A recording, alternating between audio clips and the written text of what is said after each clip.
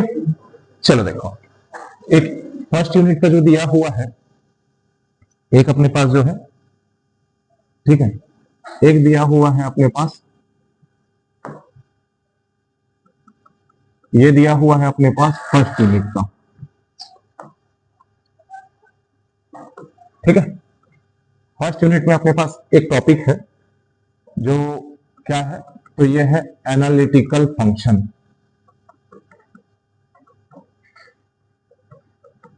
ठीक है। Analytical function किसको बोला जाता है, तो अगर कोई भी फंक्शन हो, देखो एक चीज ध्यान रखते चलना, एनालिटिकल फंक्शन में जो अपने पास फंक्शन है वो कॉम्प्लेक्स फंक्शन को रखेगा, ठीक है, ध्यान रखते चलना, कॉम्प्लेक्स फंक्शन को रखेगा। और कॉम्प्लेक्स फंक्शन का मतलब क्या है अपने पास, तो एक तो सबसे पहली बात है कि कॉम्प्लेक्स फंक्शन हम लोग किस तरीके से लिखते हैं, z इज इक्वल टू हमारे पास क्या है value, x plus i Y, आ रहा समझ, x प्लस आई वाई के फॉर्म में है अपने पास, ये ध्यान रखते चलना। या फिर इसी को हम लोग कभी कभी क्या लिख देते हैं, z इज इक्वल टू हम लोग क्या लिखते हैं, a प्लस आई बी वाला फॉर्म लिख देते हैं, ये ध्यान रखते चलना। तो एनालिटिकल फंक्शन होने के लिए ध्यान रखते चलना, दो तीन केसेस है जो एनालिटिकल फंक्शन बनेगा या वो फंक्शन एनालिटिकल है कि नहीं है, वैश्लेषिक है कि नहीं है, उसको बताता है, ठीक है। तो ध्यान रखते चलना, ये तो अपने पास ठीक है। और कैसा फंक्शन होगा, तो हम लोग जनरली इसको हम लोग ओमेगा से रिप्रेजेंट कर देते हैं, ठीक है, या फिर इसी को ओमेगा इज इक्वल टू हम लोग लिखते हैं एफ जेड, ठीक है। तो कोई भी फंक्शन अगर कॉम्प्लेक्स वेरिएबल रख रहा है, आ रहा समझ, तो फिर इसको क्या बोलोगे, एनालिटिकल फंक्शन। क्लियर हो गया, समझ में आ गया। उसको किससे डिनोट करोगे, ओमेगा से, और ओमेगा इज इक्वल टू क्या होने वाला है हमारा, एफ जेड। ये ओमेगा अभी फिलहाल हम लोग को नहीं लेना है, जब हम लोग इसी को मोबियस ट्रांसफॉर्मेशन पढ़ते हैं, मोबियस रूपांतरण पढ़ते हैं, तब के लिए वो काम आता है। क्लियर हो गया, ठीक है। अब समझना, एनालिटिकल फंक्शन होने के लिए कंडीशन क्या क्या है, ये समझते चलो। तो एनालिटिकल होने के लिए देखो ध्यान देना, अगर मैं इसी का ले रहा हूं तो क्या लिख सकते हैं, तो इसको हम लोग लिख सकते हैं condition to be analytical function, ठीक है, ध्यान रख के चलना। तो हम लोग कंडीशन ले रहे हैं, तो कंडीशन थोड़ा सा ध्यान रखते चलना, क्या क्या कंडीशन, अगर कोई फंक्शन दिया हुआ है और वो फंक्शन अगर बोल रहा है कि एनालिटिकल फंक्शन है कि नहीं चेक करो, ठीक है, तो कैसे चेक करोगे, तो सबसे पहले उसमें का जो नेसेसरी कंडीशन है, सबसे पहले जो वेरी वेरी मोस्ट एमपी है, आ रहा समझ, वो क्या टॉपिक है कि ये कॉची रीमान इक्वेशन को सेटिस्फाई करे।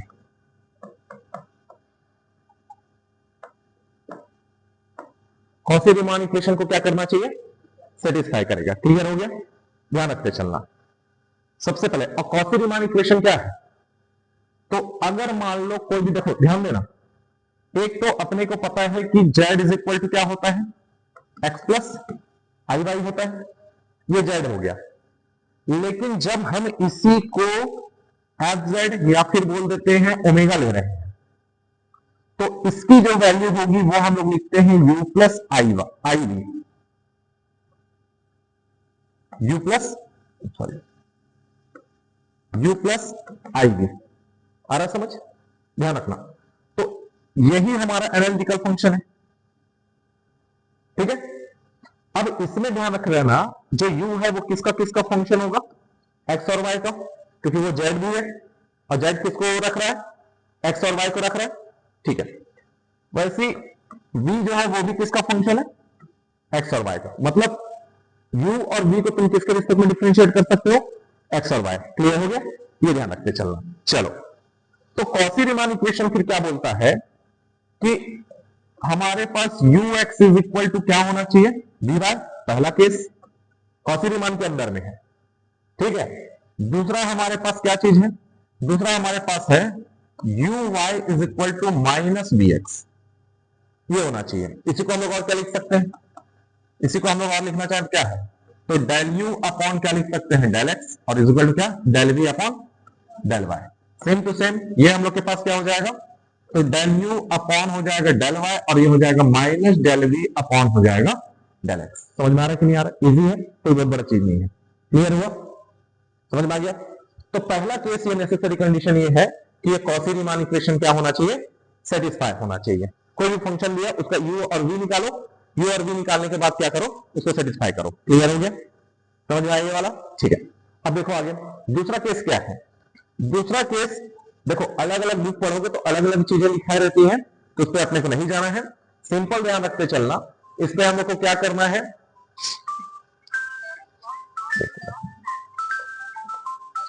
ठीक है? तो अलग अलग बुक में 3 कंडीशन दे देता है, कहीं 2 कंडीशन देता है, 2 कंडीशन को फुलफिल करना है। ठीक है? कौन सा वाला? तो ये वाला है कि ये जो फंक्शन है एफ जेड, ये क्या होना चाहिए? ये होना चाहिए डिफरेंशिएबल, अवकलनीय होना चाहिए। समझ में आ रहा है कि नहीं आ रहा है? और डिफरेंशिएबल देखो, तुमने थ्योरम पढ़ा हुआ है कि every differentiable function will be continuous function. आ रहा समझ? Every differentiable function will be always क्या है? कंटीन्यूअस फंक्शन है। प्रत्येक अवकलनीय फलन सतत होता है, लेकिन सतत फलन या कंटीन्यूअस फंक्शन क्या होगा? डिफरेंशिएबल हो भी सकता है और नहीं भी हो सकता है। क्लियर हुआ कि नहीं? समझ में आ गया? तो 2 नेसेसरी कंडीशन है किसी भी एनालिटिकल फंक्शन को प्रूफ करने के लिए। समझ में आया? सबसे पहला नेसेसरी कंडीशन क्या है? अगर मान लो तुमको एनालिटिकल फंक्शन दे दिया जा रहा है, तो एनालिटिकल फंक्शन चेक करने के लिए बोला जा रहा है, तो दोनों में से पहले कौन लगाओगे? ऊपर वाला। आ रहा है समझ के नहीं आ रहा? कॉची रीमान इक्वेशन सबसे ज्यादा है। क्लियर हुआ? समझ में आ गया? तो ये अपने पास इस तरीके से है, तो इसको क्लियर करो। समझ में आ गया? अब थोड़ा सा ध्यान दिए रहना।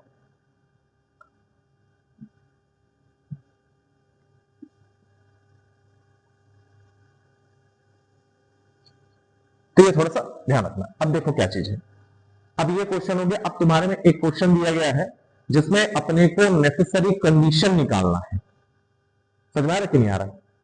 उसमें सिलेबस में एक टॉपिक ऐड किया है और उसमें बोला है क्या चीज कि the necessary and sufficient condition for a function to be analytical. ठीक है? ज्यादा कुछ नहीं, इजी है, बस थोड़ा बहुत डिफरेंशिएबिलिटी वाला फॉर्मूला याद रखना। ठीक है? जैसे हम लोग जनरली लेते क्या चीज है, जब डिफरेंशिएबिलिटी वाला पहला टॉपिक अगर पढ़ाते हैं तो हमारे पास फंक्शन क्या है। मान लो मैंने कोई इस तरीके से फंक्शन लिया है, इस तरीके से मैंने फंक्शन ले लिया। क्या फंक्शन ले लिया है? तो अगर मैं किसी भी एनालिटिकल फंक्शन को डिफरेंशिएबल प्रूफ करना चाह रहा हूं, तो डिफरेंशिएबल अगर मान लो मैं प्रूफ कर रहा हूं, तो हम लोग क्या लिखेंगे? तो लिमिट ऑफ, अब देखो ध्यान रखते चलना, एक हो जाएगा x प्लस एच माइनस हो जाएगा एफ एक्स अपॉन क्या है? h, और ये क्या हो जाएगा? h tends to 0। यही वाला फॉर्मूला हम लोगों ने पढ़ा होगा। बस अब यहां क्या चीज होने लगेगा, अब x y वाला तो ठीक है, h भी हमारा वेरिएशन को बता रहा है। ठीक है? तो वेरिएशन को बता रहा है, तो इसी तरीके से जो हम लोगों ने कंटिन्यूटी वाला फंक्शन पढ़ा है या सामतत्व वाला परिभाषा पढ़ा है, वही हमारा यूज करना है। ठीक है? ध्यान रखते चलना। तो एक इंपॉर्टेंट टॉपिक इसमें नोट कर लेना, वो क्या चीज है उसको थोड़ा सा ध्यान दो। क्लियर हो गया वाला? ठीक है? चलो देखो, अब एक टॉपिक इसमें लिखना, फर्स्ट यूनिट का ही है ना ये, तो ध्यान रखते चलना। तो क्या चीज है? तो टॉपिक इसमें डाल लेना, क्या चीज?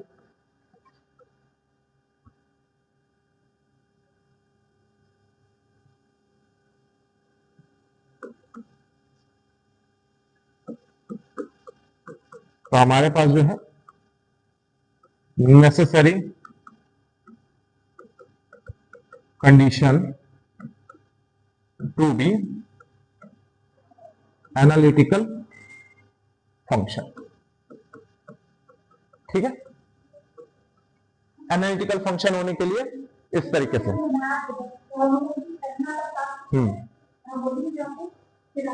ठीक है।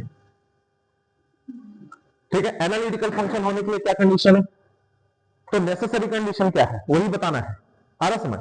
तो क्या चीज है? कॉची रीमान इक्वेशन है, तो उसी को समझो। अब कॉची रीमान इक्वेशन हम लोग डिराइव कर रहे हैं। समझ में आ रहा कि नहीं आ रहा? ये ध्यान रखते चलना। मैंने पहले बताया है किसी भी फंक्शन को एनालिटिकल होने के लिए कितने केस की जरूरत है? 2 केस की। पहला वाला कॉची रीमान सेटिस्फाई होना चाहिए, इक्वेशन सेटिस्फाई होना चाहिए, और दूसरा क्या चीज है, डिफरेंशिएबल होना चाहिए। तो मैंने पहले तुमको बता दिया, अब होना क्या चीज है, अब होगा कि कॉची रीमान इक्वेशन को हम लोग क्या करेंगे, डिराइव करेंगे। समझ में आया? तो कॉची रीमान इक्वेशन कैसे डिराइव होगा उसको समझ जाओ। मान लेते कि हम लोगों ने कोई भी एक एनालिटिकल फंक्शन लिया, let us consider an analytical function such as, क्या लिया है, एफ जेड हम लोगों ने लिया है। आ रहा है समझ? एफ जेड हम लोगों ने कोई एनालिटिकल फंक्शन ले दिया है, और वो फंक्शन हम लोग के पास किस तरीके से है, तो इस तरीके से दिया हुआ है। अच्छा, जरूरी क्या चीज है अपने पास, और मान लेते हैं कि वो जो फंक्शन है वो डिफरेंशिएबल है। ठीक है, ये जो एनालिटिकल फंक्शन है वो डिफरेंशिएबल है। अब अगर डिफरेंशिएबल है तो फॉर्मूला हमारे पास क्या क्या चीजें हो जाएंगी उसको चलो लिखो। तो फॉर्मूला मैंने क्या बताया था, तो देखो क्या इसको लिख सकते हैं हम लोग, तो इस तरीके से हम लोग कुछ इसमें लिखते हैं। चलो, let f z is an analytical function, ठीक है, एनालिटिकल फंक्शन है विच इज डिफरेंशिएबल।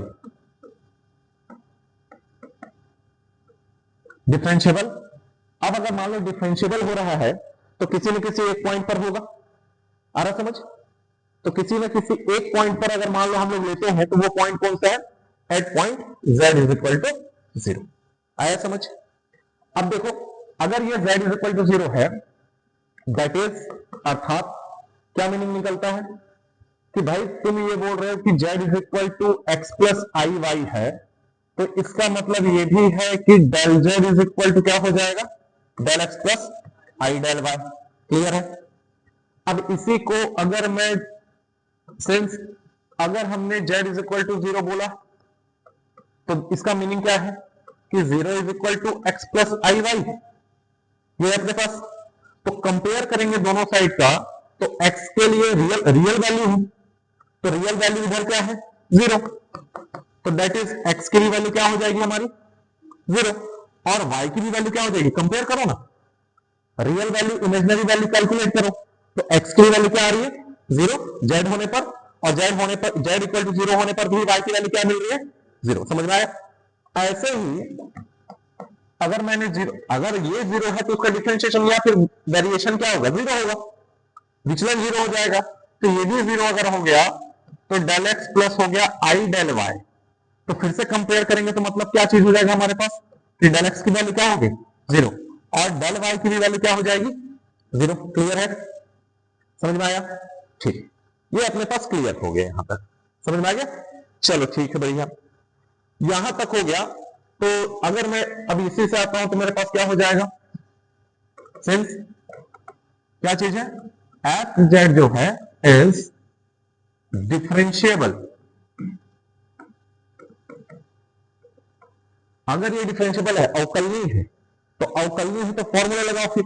तो एफ जेड के डिफरेंशिएबल होने के लिए फॉर्मूला क्या हो जाएगा भाई, तो लिमिट ऑफ हमारे पास क्या चीज हो जाएगा, डेल जेड टेंड्स टू 0, और ये हमारा कैसा हो जाएगा z प्लस डेल जेड, और माइनस क्या हो जाएगा हमारे पास एफ जेड अपॉन नीचे में क्या आने वाला है, तो इसको मैंने इक्वेशन नंबर फर्स्ट बोल दिया। समझ में आया? कोई दिक्कत है इसमें? ठीक, यहां तक हम लोग के पास दिया हुआ है। अब देखो जो भी काम करना है ना अपने को इसी में करना है। क्लियर हुआ? जो भी काम करना है, हो गया? क्लियर हुआ? अब इसी चीज को हम लोग थोड़ा सा निकालते हैं, देखो कैसे हो जाएगा। अब वैल्यू पुट कर रहे हैं, आ रहा है समझ? इसी में सारा रखना है, जेड की वैल्यू रखना है, इसकी वैल्यू रखना है, इसकी वैल्यू रखना है, इसकी वैल्यू रखना है, सबकी वैल्यू रखनी है अपने को। समझ रहा? तो इसी चीज के लिए हम लोग निकालते हुए चलेंगे, तो हमारे पास क्या क्या चीजें आ जाएंगी और क्या क्या बनेगा उसको थोड़ा सा ध्यान रखो। देखो यार, दो तीन चीजें। एक तो सबसे पहले मैंने क्या लिया, एफ फंक्शन क्या है, एफ जेड मैंने क्या बोला है, एफ जेड की वैल्यू मैंने क्या बोल दी, देखो एक्स प्लस आई वाई कैसा हो जाएगा, एफ जेड की value u x y plus मैंने क्या बताया था, समझ में आया? क्लियर हो गया? अब पहले इसी को तो सॉल्व कर लो। ये मान लेते हैं हम लोगों ने इक्वेशन नंबर 2 बोल दिया। अब देखो एफ जेड जहां है उसको जगह तो यही रखना है। क्लियर हो गया, समझ में आ गया। एफ जेड की जगह ये वाली वैल्यू रखनी है अपने को, लेकिन मुझे इसकी भी वैल्यू चाहिए, ठीक है। तो इसकी भी वैल्यू चाहिए तो उसकी भी वैल्यू निकालो। तो एफ जेड अगर निकाल रहे हैं और एफ जेड इस तरीके से हम लोग निकाल रहे हैं, तो अब क्या होगा, तो अब होगा u और x के जगह देखो, अब समझना z आया था तो प्रॉपर लिख रहे हैं एक्स वाई, इसके साथ भी डेल z आया है तो उसके जगह भी del x plus i del y लिखोगे, समझ में आ रहा है? अरे भाई z की वैल्यू क्या है, x प्लस आई वाई, तो डेल लगाओगे तो सब में डेल लगेगा। क्लियर हो गया, तो इन्हीं सब चीज को वैल्यू को अपने को रखते चलना है। तो एफ जेड की वैल्यू क्या हो जाएगी, x, और ये क्या हो जाएगा, देखो ध्यान देना, plus del x real value हो जाएगी, और इमेजनरी वैल्यू हमारे पास क्या चीज आ जाएगा, उसी को ध्यान देना थोड़ा सा, क्या हो जाएगा value, y plus del y। Clear है, साथ में क्या आता है आयोटा, ये तो u की वैल्यू हुई ना, अभी किसकी आएगी v, हाँ मतलब v की वैल्यू आ गई, तो ये हो जाएगा मेरे पास v, और ये भी ऐसे कैसे आएगा x प्लस डेल x और y प्लस डेल y। कोई दिक्कत है, अब इन सबको तुम कहां रखोगे, इक्वेशन नंबर फर्स्ट पे, तो क्या बोलेंगे इसी चीज को,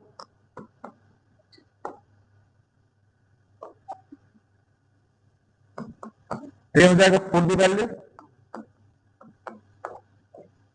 इन इक्वेशन फर्स्ट। चलो फर्स्ट पे रखते चलो, तो फर्स्ट पे रखेंगे तो हमारे पास क्या हो जाएगा, तो एफ जेड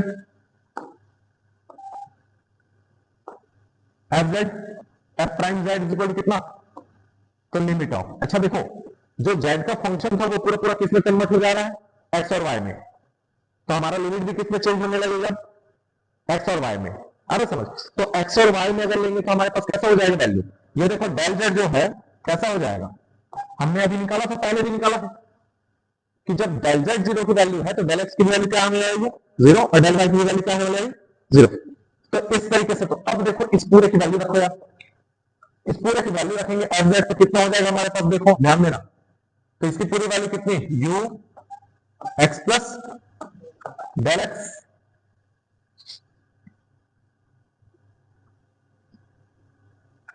ये हो जाएगा हमारा del x comma y plus कितना हो जाएगा डेल y, अब प्लस आयोटा v कितना हो जाएगा, ये भी same to same x plus del x y plus del y।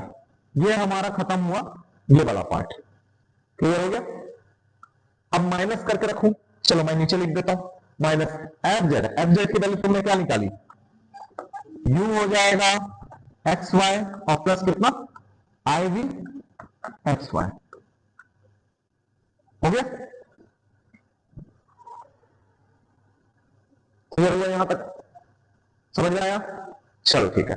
अब इसकी वैल्यू कितनी, डेल जेड की value del x plus i del Y, यहां तक तो क्लियर होगा, यहां तक तो किसी को समस्या नहीं है, समझ में आ गया, चलो ठीक है। अब दूसरे वाले पे देखो, हाँ अच्छा ठीक है, ठीक हो गया।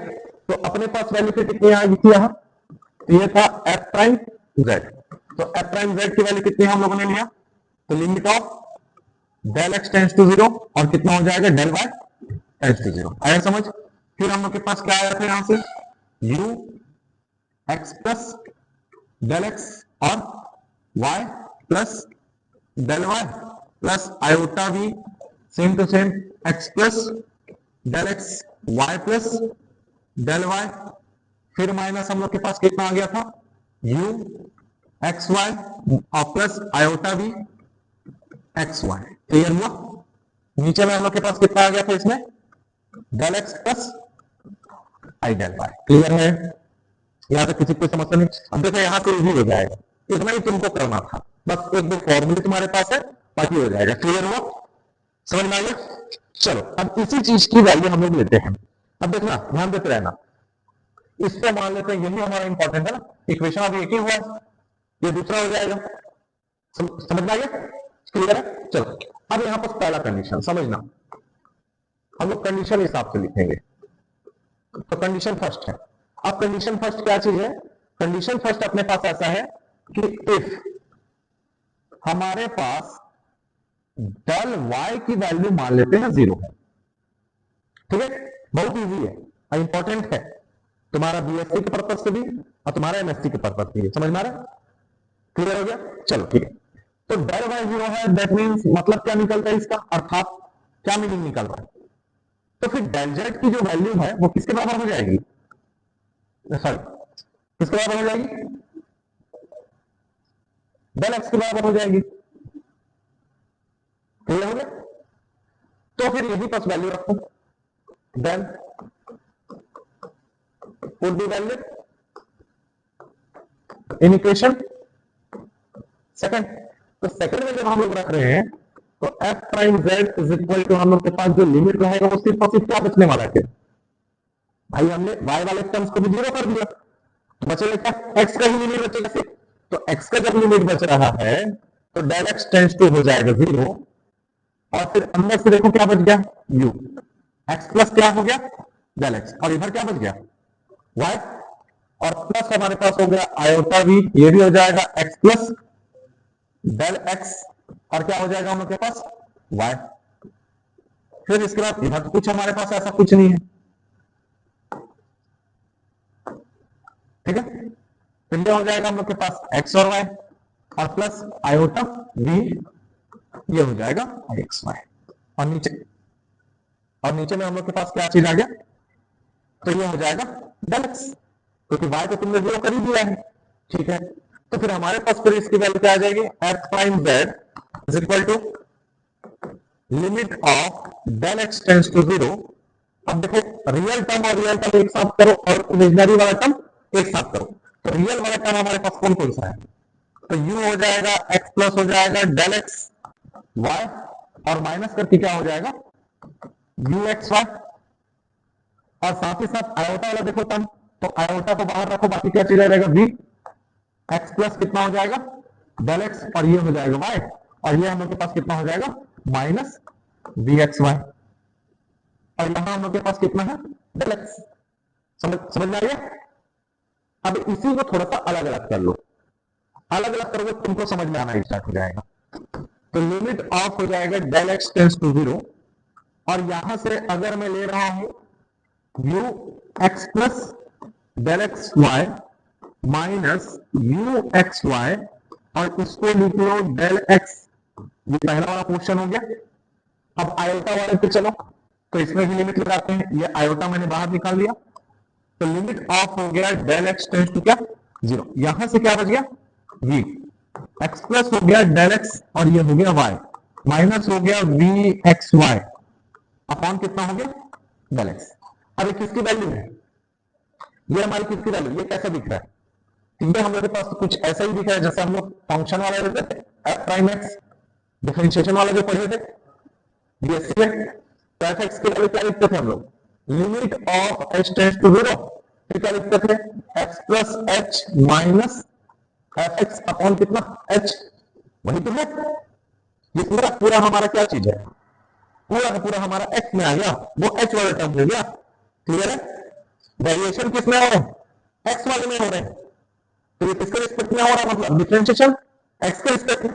तो ये हम लोग के पास कुछ इस तरीके से आया, ये किसका फॉर्मूला है, ये वाला अगर मैं फॉर्मूला बोल रहा हूं तो हमारे पास किसका फॉर्मूला है, तो ये हो जाएगा हमारे पास क्या, वैल्यू अपॉन डेल एक्स, आया समझ, प्लस आयोटा, ये किसका फंक्शन हो जाएगा, del b upon del x. समझ में आया? कोई दिक्कत है? ये मान लेते हैं इक्वेशन नंबर हम लोग के पास हो गया थर्ड। ये पहला पार्ट है, पहला केस है। सेम टू सेम क्या करोगे तुम लोग, दूसरा केस लोगे। क्लियर हो गया? अब दूसरा केस चलो ठीक है, ये सब समझ में आ गया, ठीक है। तो इसको मैं दूसरा ले रहा हूं फिर, ठीक है। चलो चलो देखो, अब इसमें अपने पास पता है फिर से, अब हम लोग क्या लेंगे, कंडीशन कौन सा, कंडीशन हम लोग कौन से लेंगे? सेकंड। अब सेकंड देखो, पहले वाले में क्या लिए थे कि डेल वाई को हमने जीरो का किया था, अब क्या करोगे? डेल एक्स को जीरो करोगे। ठीक है, अगर मान लेते हैं कि हमारे पास डेल एक्स इज इक्वल क्या है? जीरो, तो हमारे पास वैल्यू क्या हो जाएगी कि डेल जेड की वैल्यू किसके बराबर हो जाएगी? Del y. तो वैल्यू पुट करो, फिर put the value in equation, किसमें? कौन सी इक्वेशन था वो? सेकंड वाला था मेरे ख्याल से। ठीक है, तो सेकंड इक्वेशन, तो सेकंड इक्वेशन है, तो सेकंड इक्वेशन हमारे पास कैसा था भाई? तो f prime z is equal to क्या था हमारे पास?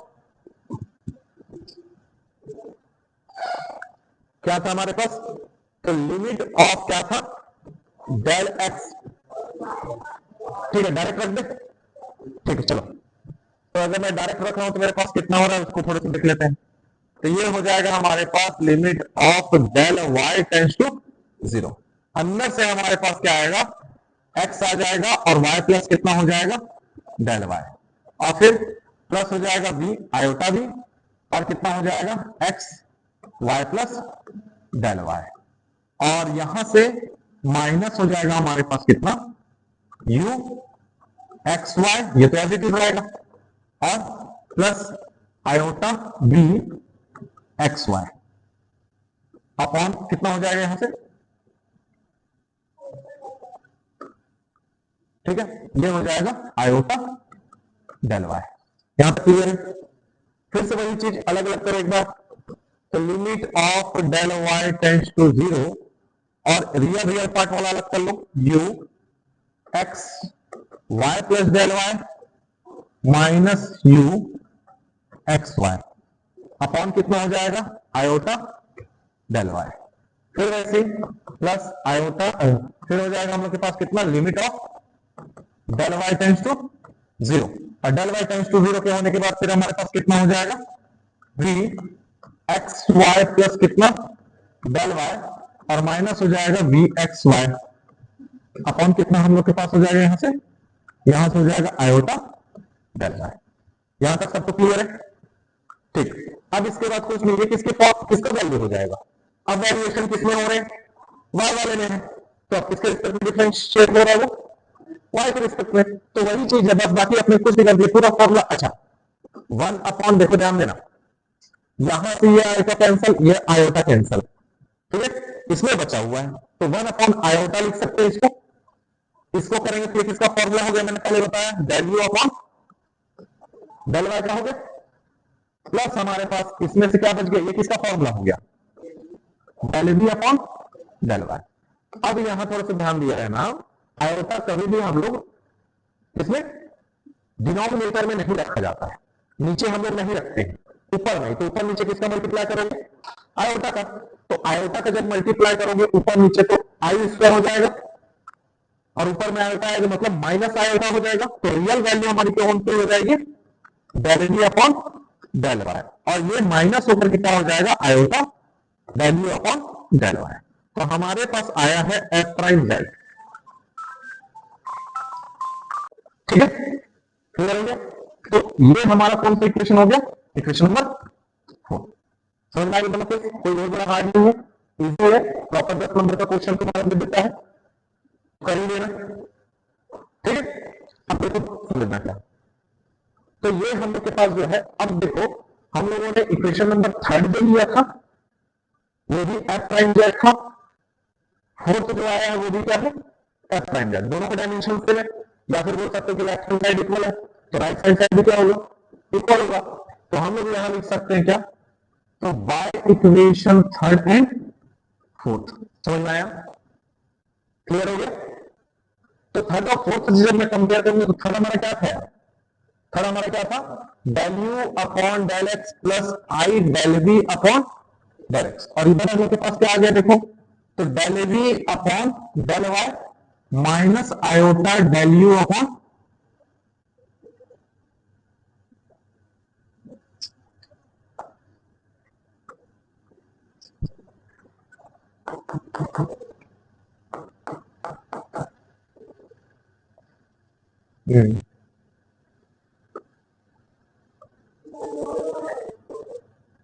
कहा दिख, अच्छा